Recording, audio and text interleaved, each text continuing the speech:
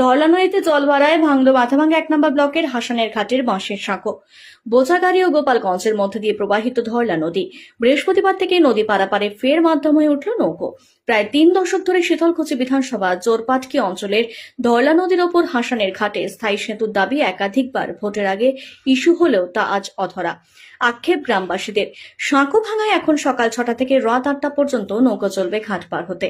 সাঁকো ভেঙে যাওয়ায় এখন রাতে গ্রামে কেউই অসুস্থ হলে ঘুরপথে যেতে হবে মাথাভাঙ্গা শহরের হাসপাতালে।